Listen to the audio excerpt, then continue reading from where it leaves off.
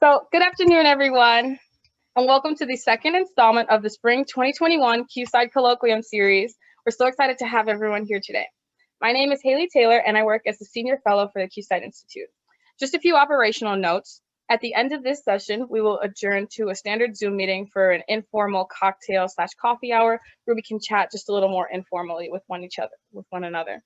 We'd also like to encourage any of you who are joining us today who are not officially members of our QSIDE affiliate program or our consortium to consider joining.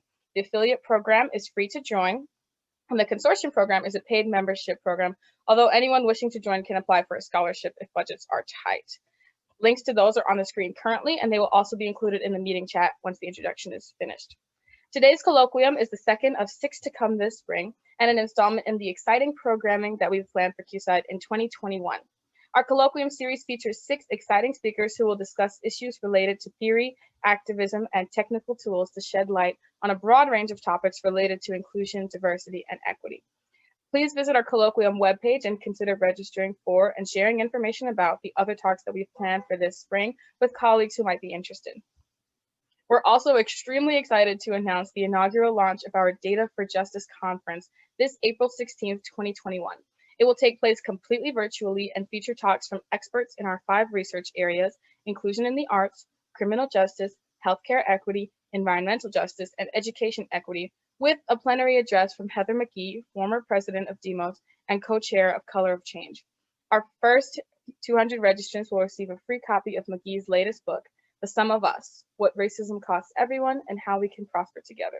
Registration is currently open, and scholarships are available for anyone who needs them. If you would like to support QSIDE in the production of more of our exciting research and activism initiatives, we graciously appreciate any and all donations made to our organization, since your support is what keeps us going. As we progress through our session today, we welcome questions for our speaker using the Q&A feature of the webinar. We'll have time at the end of the presentation for some of the answers that she'll share with us. And one last note, please be advised that today's session is being recorded and will be displayed publicly on the QSIDE web and social media channels. And now it's my great privilege to introduce today's speaker, Dr. Candice Price, Assistant Professor of Mathematics at Smith College. Born and raised in California, Candice Price has a bachelor's degree in mathematics from California State University, Chico, and a master's degree from San Francisco State University. She earned her doctoral degree in mathematics from the University of Iowa under the advisement of Isabel Darcy. Her primary area of mathematical research is DNA topology, that is, not theory applied to the structure of DNA, but she has research interests in the broad area of applied mathematics. Her service mission is to support those underrepresented in STEM by creating and supporting programs that increase visibility and amplify the voices of women and people of color in STEM, while creating networks and community in STEM to provide opportunities to share resources. Our talk with Dr. Price today will explore the use of social network theory to support women in conflict zones. Thank you so much for being with us today, Dr. Price. Awesome. Thank you, Haley, for that introduction. It's always so really weird when you're sitting there and someone is reading your biography that you, of course, wrote, but it still feels awkward. But thank you. I don't know why I said all of that. Anyway, so I am very grateful to be here today to talk about using social network theory to support women in conflict zones. This is work that I did in collaboration with James Gatewood while we were both at the United States Military Academy at West Point. So before I begin my talk, or at the beginning of my talk, one important thing for me is I would like to do a land acknowledgement.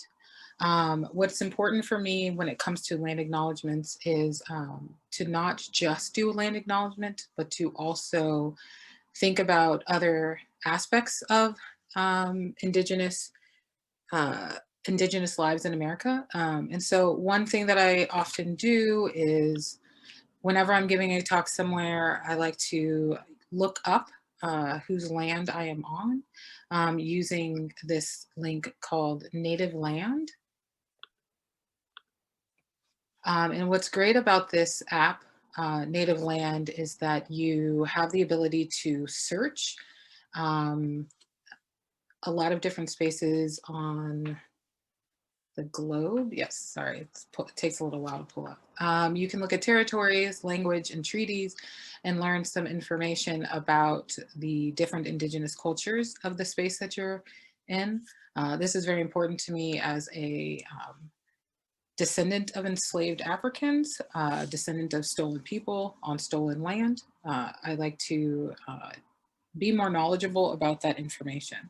Other ways of supporting Indigenous organizations is through donating your time and money.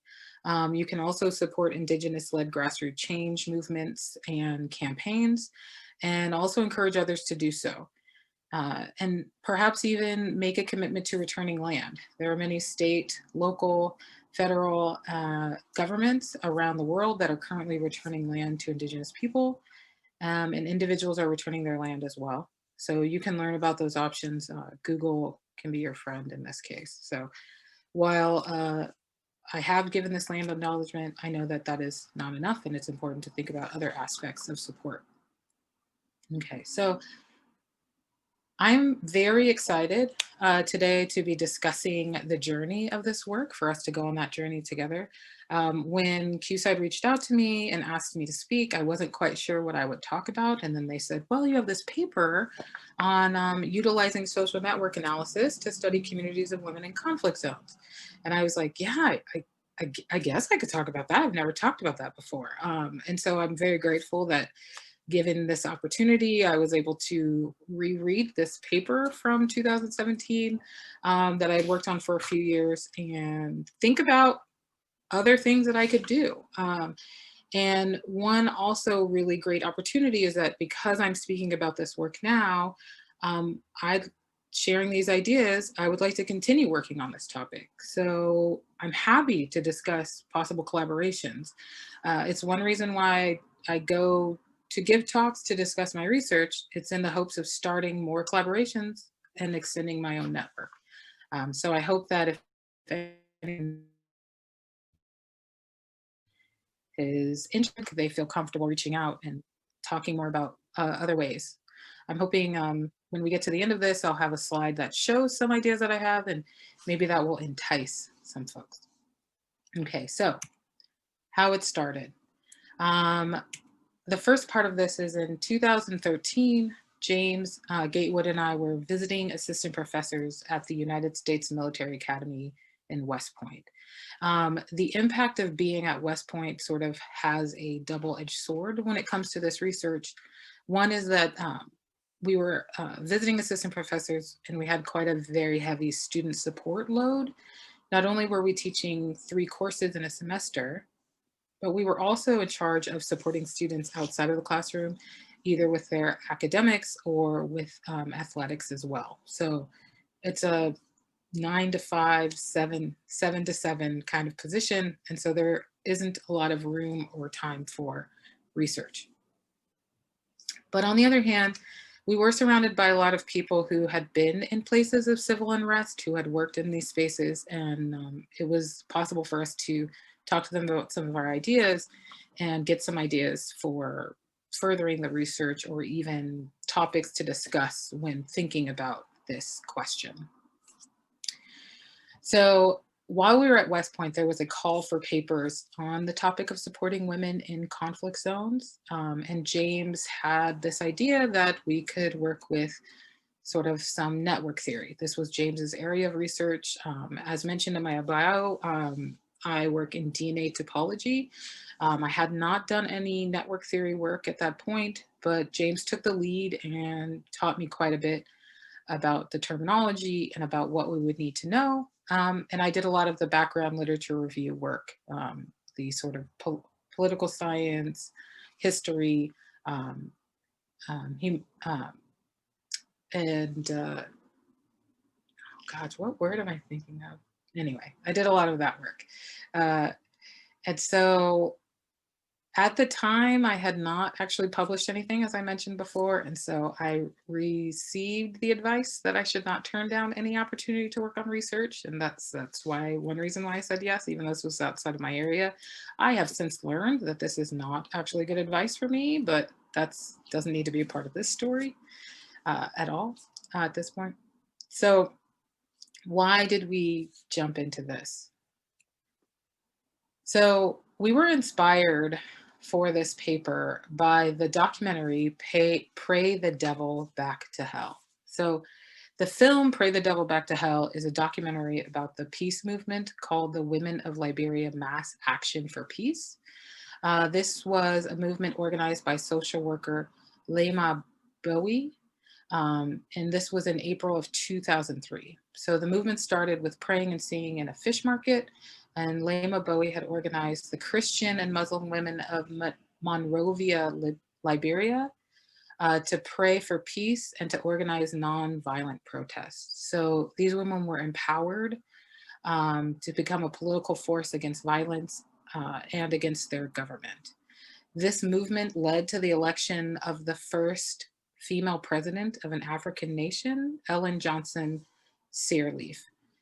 So after seeing this film and talking with James about this question, what we wanted to think about was more, how do we empower women in these spaces? How do we learn how to empower women in these spaces of conflict zones to stand against violence and to support others in their country, in their spaces?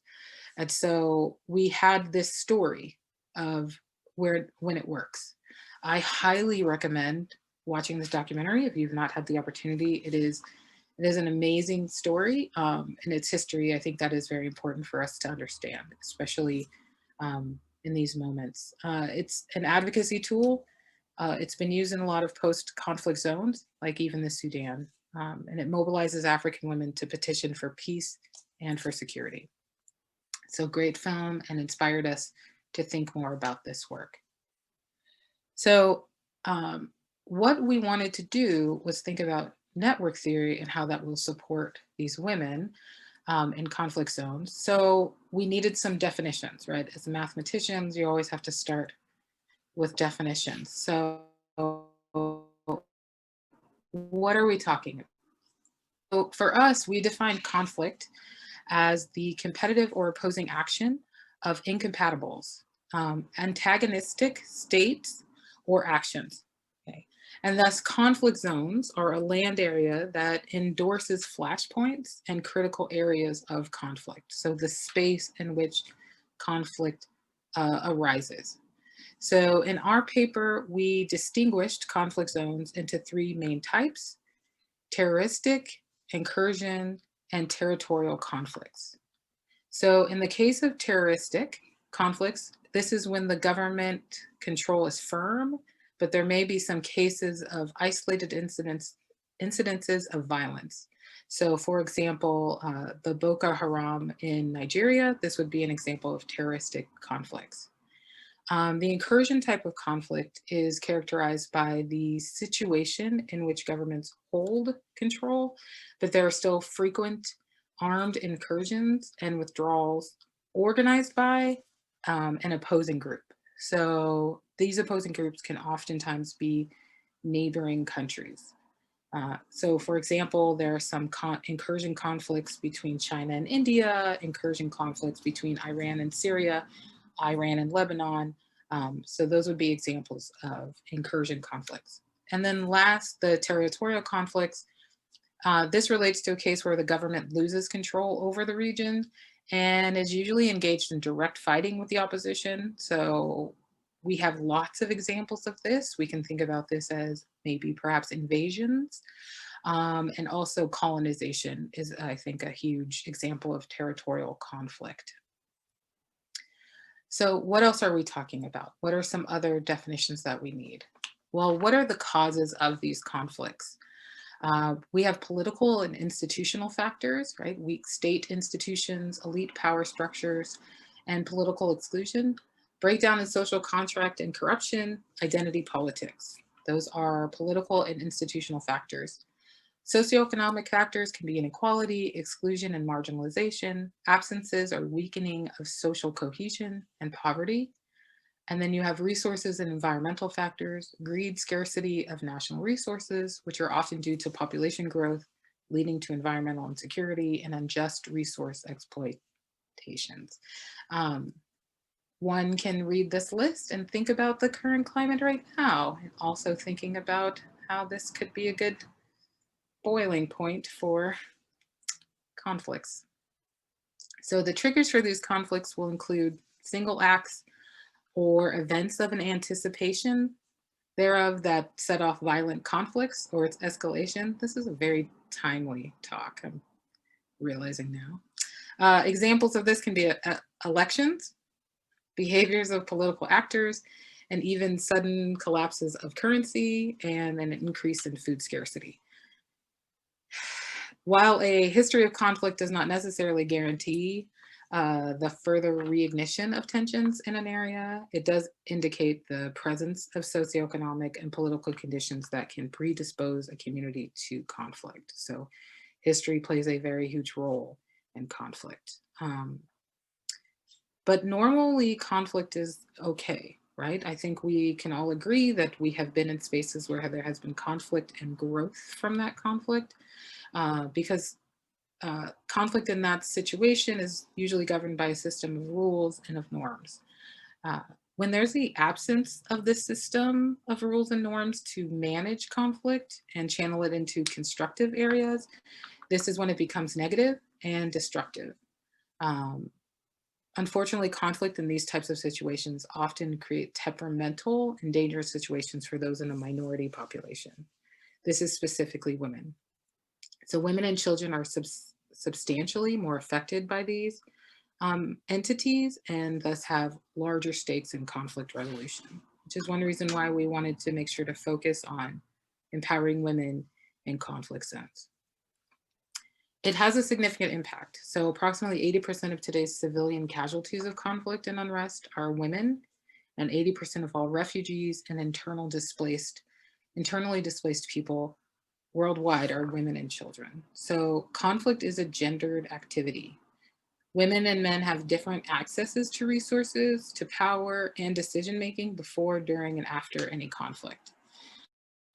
It's difficult to make universal statements about the impact of armed conflict, however, on the lives of these women, because the extent to which conflict restricts women's freedoms depends on the number of factors. So there's differences in culture, geography, and context. They all play a role in the impact of conflict on women.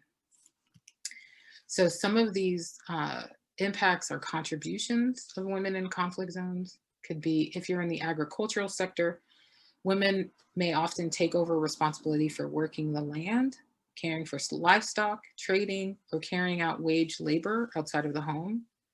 One key issue here, though, is that women are often denied access to, owning, and inheriting productive resources in their own names in some of these spaces. In urban areas, a kind of feminization of the informal sector will take place during a conflict. So this informal sector includes domestic workers, home-based workers, garment workers, street vendors, and waste cleanup. It becomes more of the job of the woman to be doing these actions in spaces of conflict. What can sometimes also happen is that women may be perceived as less threatening and may have more mobility to carry out economic activities when men are no longer able to. This puts them at risk as they are outside of the home more often in these conflict areas because it is perceived that they are safer. But data will show that that is actually not necessarily the case. So as we have discovered or talked through some of the issues for women in conflict zones and what is a conflict zone and how do we perceive conflict, I'd like to switch over now to talking about why we chose a social network model to support women in these unrest areas. So for a social network model, the analysis of these social networks can explain how strong connections are and will also tell us which agents are most influential. So as we sort of discover the main crux of the paper, we'll talk about together why these connections are important and why it's important to know who the agents are. Analysis of a social network can also spot patterns and subgroups, which may not have been noticeable before, right, from a sort of bird's eye view. A network analysis approach is also innovative in that every observable entity is a part of the network, as opposed to just a sample of the population. So if we were to go in and just get like a sample of information from a group of people, we may not actually have a very good global picture of what's happening in that community based on that sample. With the social network, we're also able to utilize the idea that these networks can be embedded in other networks, right? So we have sort of a smaller group inside of a larger group, and it will help us understand the complexity of a society that can be understood with quantitative measures, right? Using these network approaches. Now, it is actually quite difficult to gather data in conflict zones, and I'll talk about why that is a little bit later. So we were not actually able to get a set of data for a specific conflict zone. So we just use some readily available data. This is a jazz musician network. I think it's about 50. I meant to look this up before. Let's say 50. Someone can count the dots if they're fast. It's about 50 jazz musicians and connecting them to people they've played music with, right? So that we can see sort of this connected network to work with. So as we use this to illustrate ways that we wanted to think about supporting women in conflict zones, a few questions about the social network model approach that we wanted to address are: how do relationships between women form and organize into groups and exert influence, especially under challenging conditions? Which actors or agents are the most influenced? Has the most influence in a group, and how do groups relate to one another? And of course, it's very important to know who is the most connected individual. Right? So those are sort of the questions we wanted to approach this model. So how we quantified this was with 4 centrality measures. The first centrality measure is the first and conceptually simplest measure.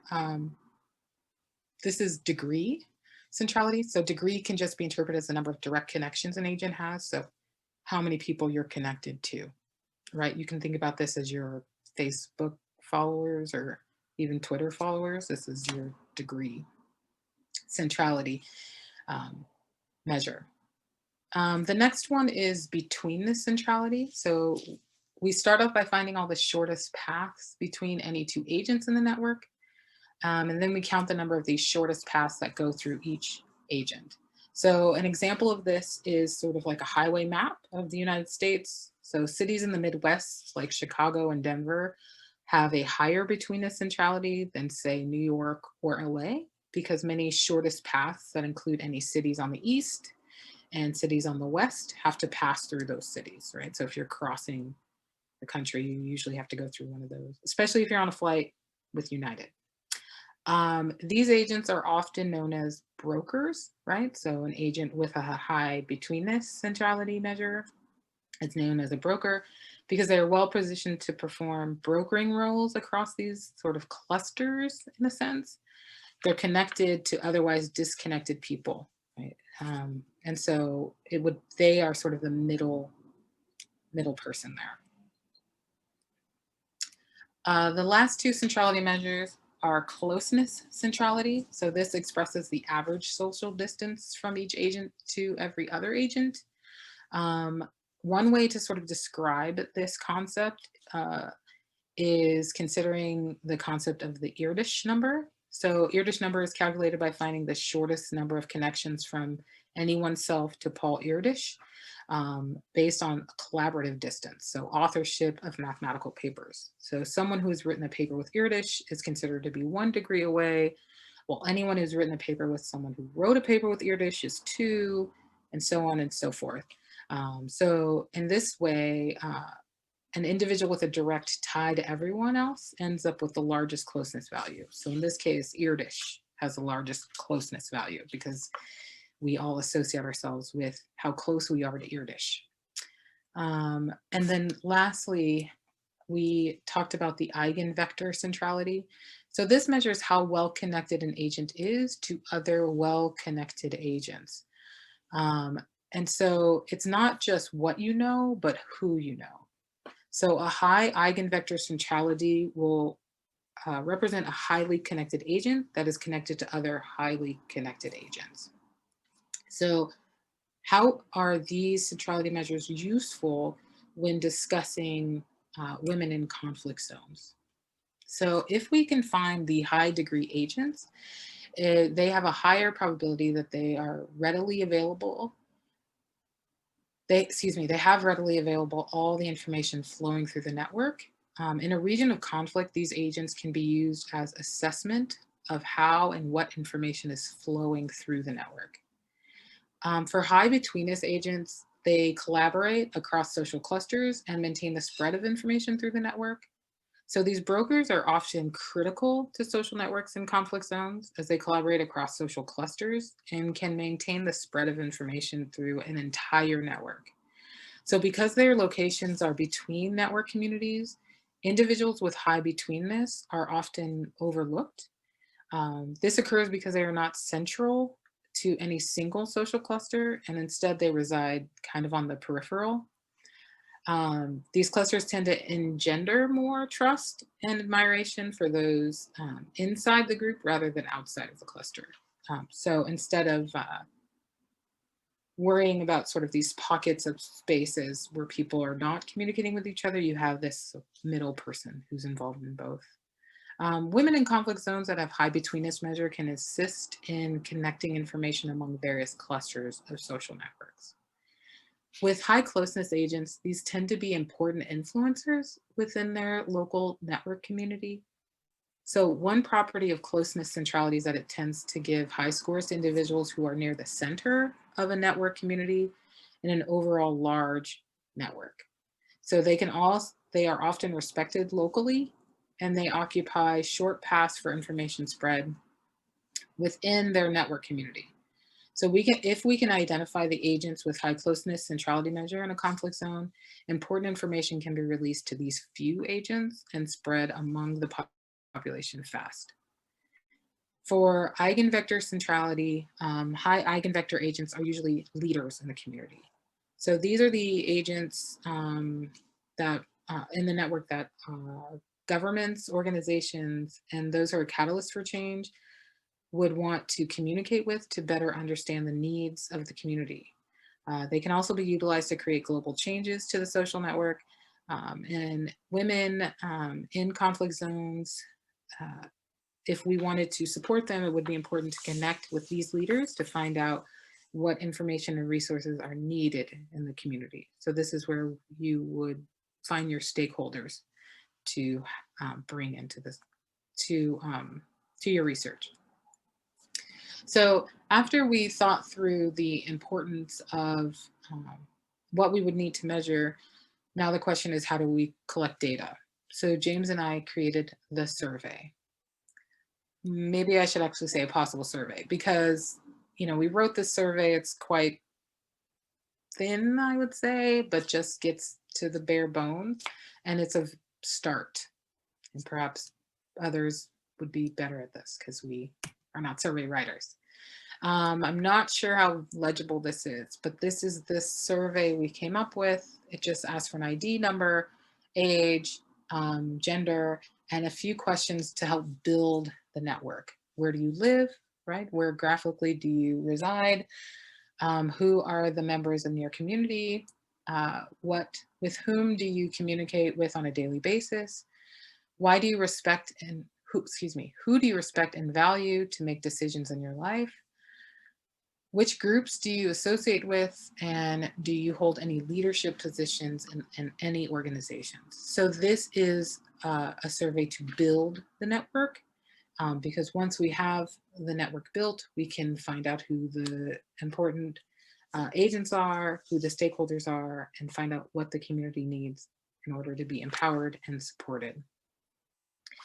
Now, this is important work, but we also must take caution when doing this work.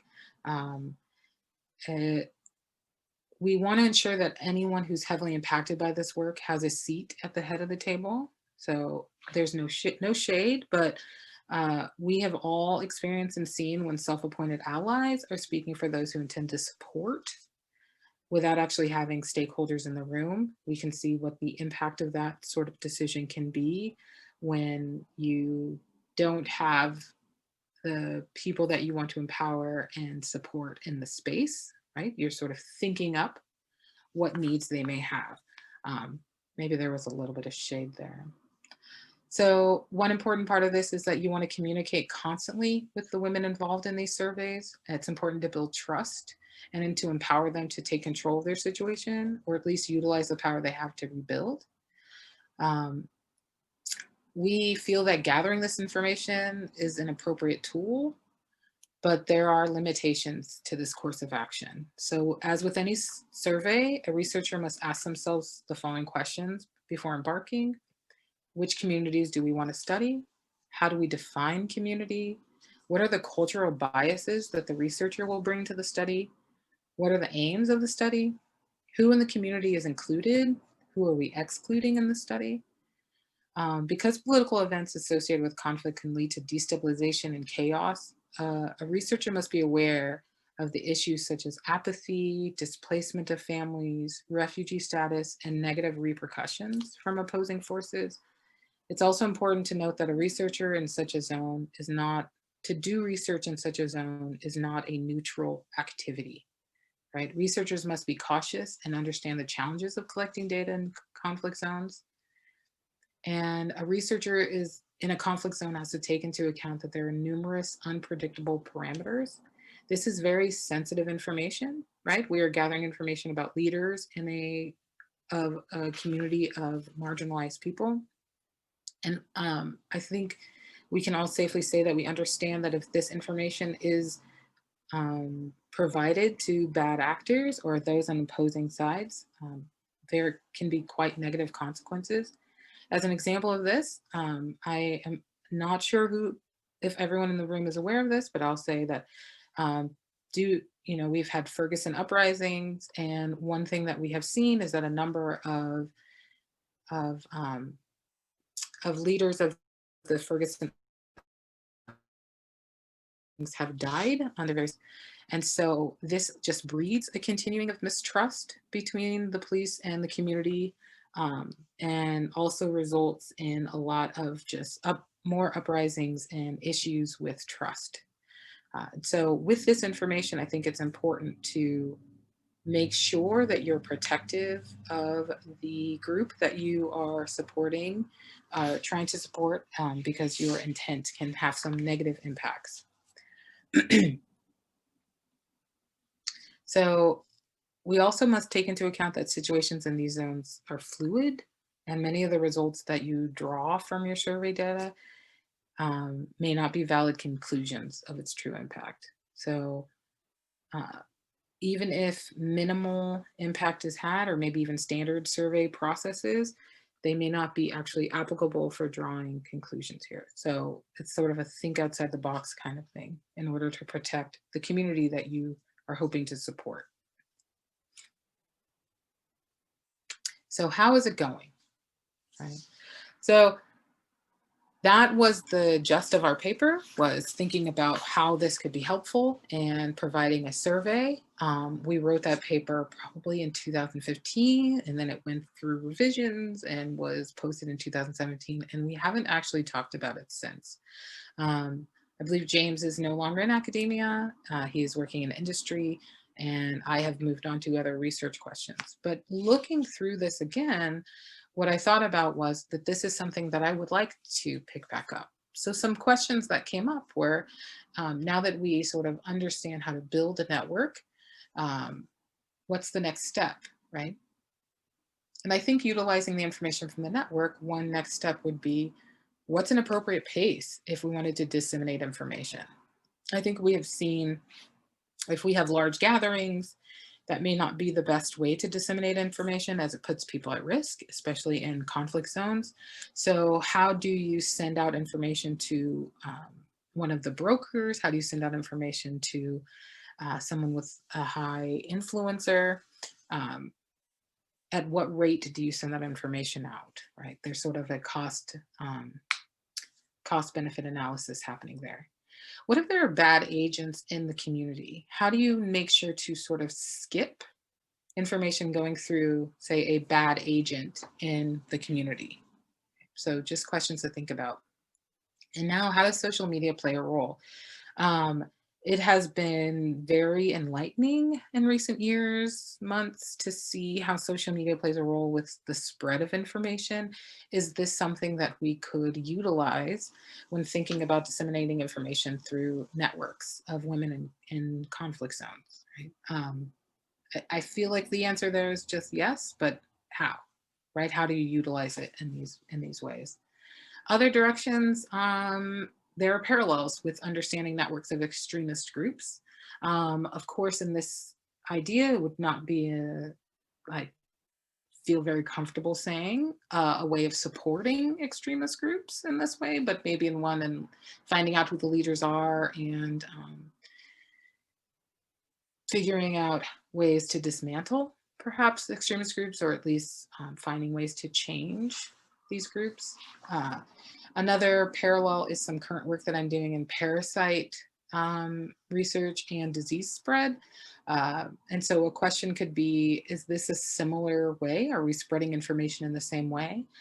Parasite spread and disease spread are a little different in one particular area of the disease spread is binary. You either have a disease or you do not have a disease, whereas parasite, there's a load question that comes in. How many parasites do you have?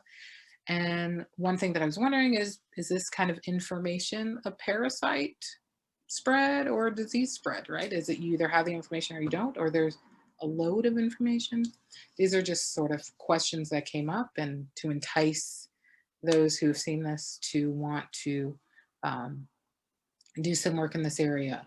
A lot of things sort of came up here, so I'm very interested in continuing to work on this. Of course, also simulating some of this work would be great too, right? Creating a network and then pushing through some information and seeing what happens.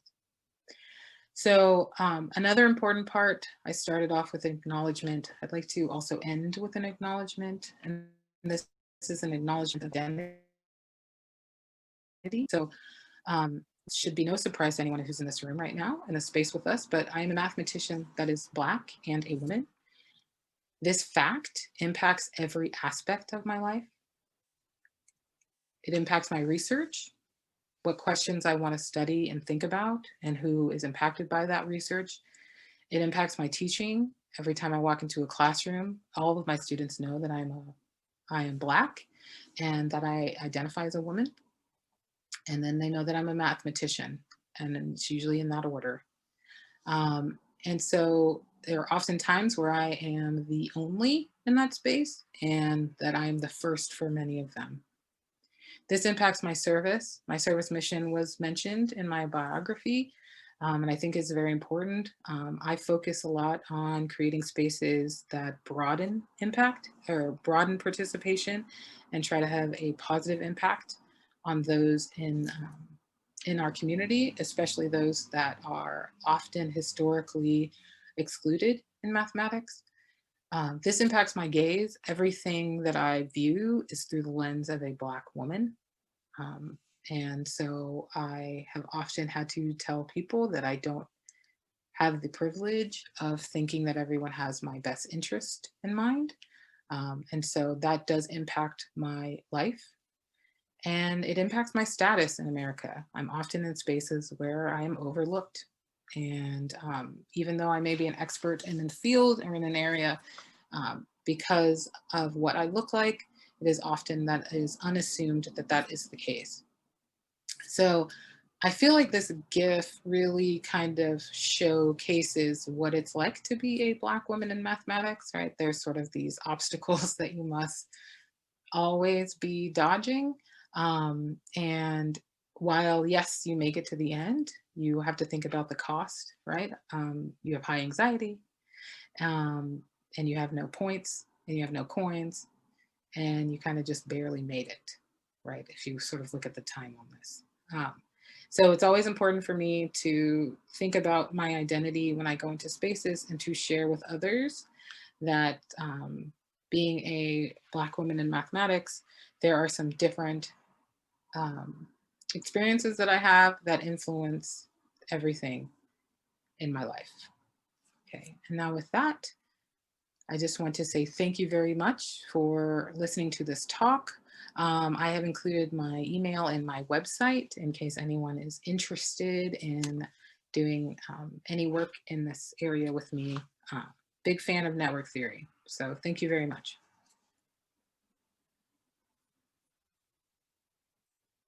Thank you so much, Dr. Price, for sharing that with us. I know that I learned a lot, and I'm kind of eagerly taking notes on the side, making notes. We did get a couple of questions from the audience, so I'm going to pivot to some of those right now so that we have some time. First question is, aside from the conflict itself, are there barriers to collecting the information needed to build the network? Yeah, I would say yes. I mean, there can be language barrier. There can be just a space barrier. Words are hard all of a sudden. Um, and I'm just thinking about like if you are in an area that is very spread out, right? You have to sort of travel and be trusted in that space and seen as someone that people want to give information to. Those could be big barriers. The conflict itself is huge, but then also because this is sensitive material, you would want the community to trust you and trust that you won't be careless with their information. So I would say those maybe are two big ones, language barrier and also just trust barrier. And then third, the space itself, maneuvering the space. That makes a lot of sense. Thank you. We have a question here that kind of tries to reframe higher education as a possible conflict zone. And so the question here is, for example, if the math profession or the institution itself were a conflict zone, how could you see this work intersecting with mathematically gifted and Black or other support networks for marginalized mathematicians? Yeah, this is a great question. So I think, so one thing I think that's maybe safe to say, and I'm very okay with someone disagreeing with me, but I think the network structure is maybe already set. I think we understand who some of the important players are in the spaces of marginalized communities. And I think the important piece of that is then bringing them into the room, right? Not, and I don't mean just giving them a seat at the table, but like the head seat at the table, and you are talking less than them, and letting the leaders of these communities speak and share what resources and information are needed. And I think that might be a piece that's missing is this not not ownership, but that's the only word that's coming to mind. Sort of this granting of space of ownership to the issue and letting people tell you what they need as opposed to assuming. Right? It's like I have my mother lives with me, and sometimes I'll be like, "Oh no," and then she'll just try to guess like what's wrong. Oh, did you not do this? Did you not do that? Did you not do this? What's happening? And I'm like, could you just let me say what I need? And I think that that happens sometimes. I think there's this assumption. I think there's also an assumption that the need is the same across the board for every single person in the community. And I think that that's an important piece that needs to sort of be pushed out. We are all not the same. And I think that that's an important part to understand is that we have needs that may be different. I hesitate to say unique because I feel like unique needs has been used in a way that has now sort of turned that statement a little bit for some of us, but we're individual people. So how could you not assume that individual people don't have individual needs? So I think that could be the next step. I don't think we need to build the network, which is what this paper was about, but now how do we utilize the network that we have? Of course, that makes a lot of sense. I have a question here from a participant who actually works with the Geneva Center for Security Policy, and they were wondering, do you see an opportunity for this work to go beyond, perhaps with UN peacekeeping operation folks? What futures do you see for this network analysis?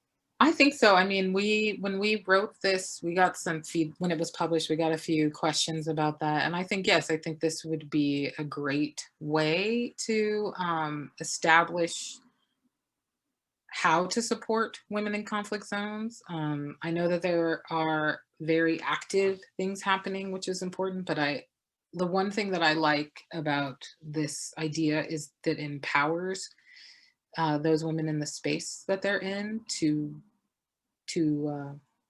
sort of battle against the issues that they're having in these conflict zones, as opposed to someone coming in and being like sort of the savior.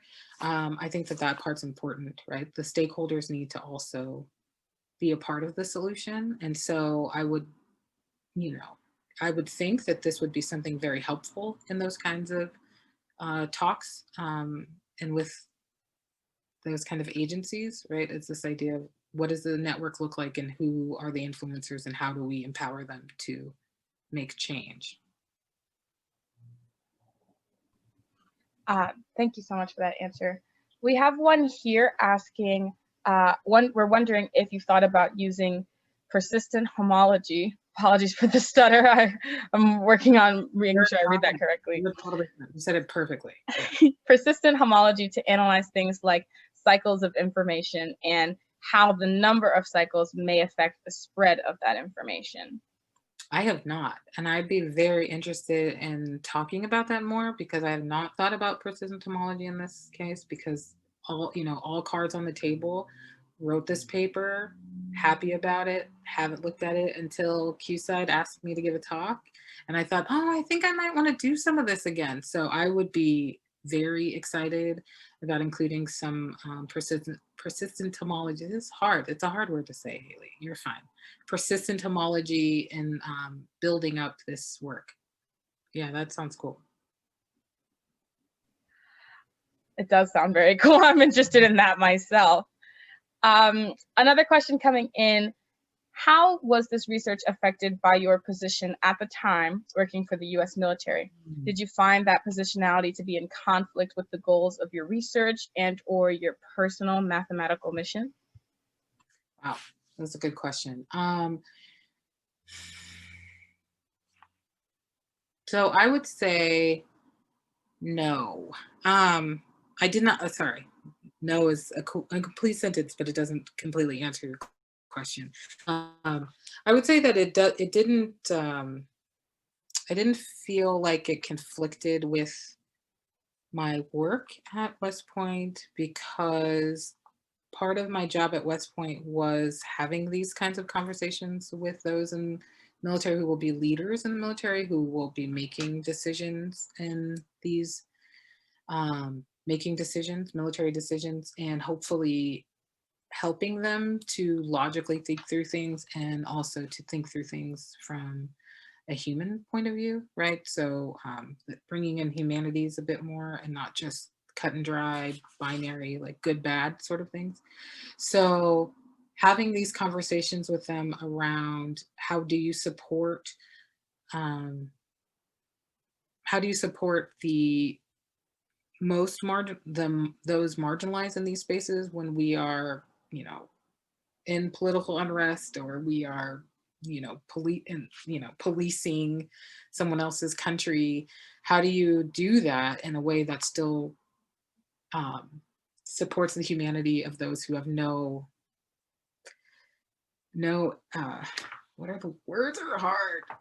I'm trying to sound intellectual too, instead of like, how do you support like the women and children who are in these spaces who had nothing to do with this, but are severely impacted by choices made for them, without severely impacting them negatively, right? So those are conversations we would have with our students. So while we were working in a government position, working with the military, we did have the ability to have positive influences on them as civilians, to think about not just the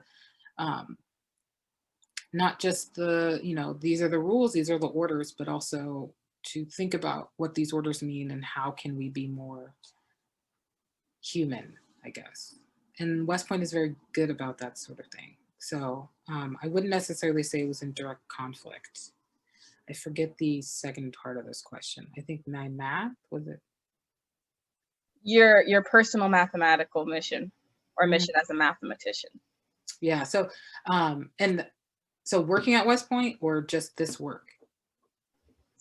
I think this work in general, Okay. the position that you were in at the time you started, how was that impacted by your personal work or mission? Oh yeah. I mean, that piece is huge, right? The piece of being able to talk to students about, like, think about it this way. Like, what are your actions? What is the impact of your actions? I know your intent is this, but what is the impact? Let's think about the impact. And so that's always something I try to bring into the classroom space. It's something that was really big at West Point. Like, okay, you made this decision to say, we're going to bomb this camp, but what happens when you have, murdered people who had nothing to do with it, right? You have now created a space of hostility towards you because you did this thing you thought was good, and now you've just created more conflict, right? Instead of, there are so many other ways to do these things. And so those conversations happened a lot. So I would say something like this uh, fits very well with a conversation like that, right? How do we understand these spaces? How do we support? How do we empower,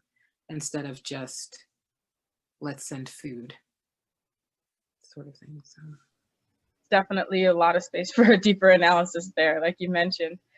Thinking along those lines, do you think that a trusted someone or some trusted group inside of a network could use this kind of network theory to empower their own group and network? Or in another way, are there drawbacks to doing this from the inside? I sadly am not an expert, so I am just going to go based on opinion, and I am assuming that the person who's asking this question just wants opinion, because I think that maybe they know I'm not an expert in this. But I would say working from the inside would be great, especially if you have the power to do that and the resources. Working from the inside maybe is the best scenario, because you are a stakeholder and you know all the players involved and you know what is needed. That is what happened with the movement in Liberia, right? Is someone a part of the community created this work and did these things and had a huge impact. And so I would say that, in my own opinion, is probably the best scenario. Of course, that makes a lot of sense. In thinking about network theory and the connections between people, do you think that there is a way to use this to think about the connections around disinformation networks and perhaps to disrupt those? Yes, that was one of the things I was thinking about for the, like, how's it going slide, right? Like, um, as I mentioned, right, I haven't really been thinking about this work until very recently, and it's very timely with what we have seen so far with the misinformation that's been posted on social media and sort of spread and all of these ways. It'd be very interesting to figure out how that happens and who are the leaders. I mean, we have some ideas of who the leaders are for these things, right? It would be great to have some quantifications for that. But yeah, I mean, I think using it as a tool in the other way, I think would be great. And it's hard to say. So I struggled with this a bit. I don't know if anyone noticed, but I don't want to say we want to take out those leaders, but I think we definitely want to change the message in some way and sort of infiltrate, right? Sort of these bad actors in the space for women in conflict would now be good actors in the space of these extremists groups. Spreading information that would actually change the dynamic of the network and change their position.